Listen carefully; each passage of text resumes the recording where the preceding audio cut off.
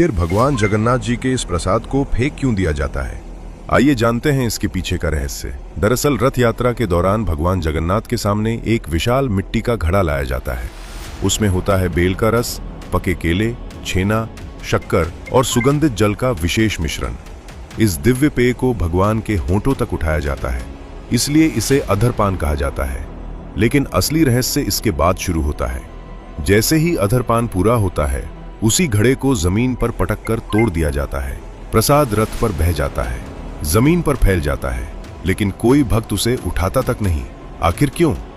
मान्यता है कि रथ यात्रा के समय भगवान जगन्नाथ के साथ केवल लाखों भक्त ही नहीं चलते, बल्कि कई अदृश्य आत्माएं भी साथ होती हैं, जो मोक्ष की प्रतीक्षा में हैं। कहा जाता है कि यह अधरपान उन्हीं अदृश्य आत्माओं के लिए अर्पित किया जाता है, ताकि वे भी तृप्त होकर भगवान की कृपा प्राप्त कर सकें। शायद यही कारण है कि भगवान जगन्नाथ को सबका नाथ कहा जाता है, क्योंकि उनकी कृपा सिर्फ जीवित भक्तों पर ही नहीं, बल्कि उन आत्माओं पर भी मानी जाती है जिन्हें कोई देख नहीं सकता। क्या आपको आज से पहले अधरपान की इस परंपरा के बारे में पता था?